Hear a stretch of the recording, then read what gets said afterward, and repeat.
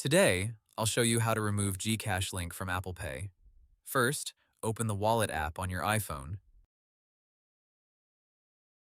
This is where your cards and payment methods connected to Apple Pay are usually managed. Once the Wallet app opens, look for the card or payment method connected to GCash.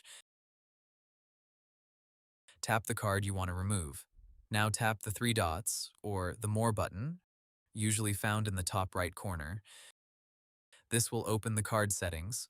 Scroll down until you see the option that says Remove Card. Tap Remove Card. Your iPhone will ask you to confirm.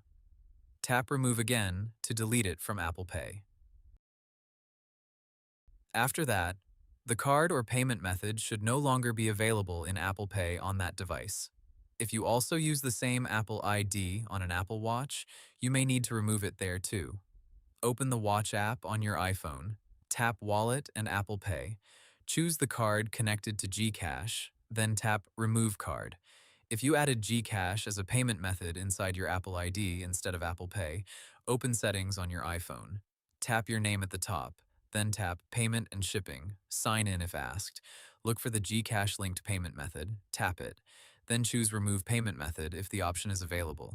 If you cannot remove it, check if there is an active subscription, unpaid balance, or family sharing payment requirement connected to that payment method.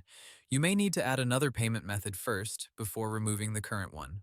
So, to keep it simple, open the Wallet app, select the GCash linked card, tap the three dots, choose Remove Card, and confirm. If it is linked to your Apple ID, remove it from Settings, then Payment and Shipping. And that's how you remove GCash link from Apple Pay. Hope the tutorial was helpful, subscribe to my channel, and see you in the next video.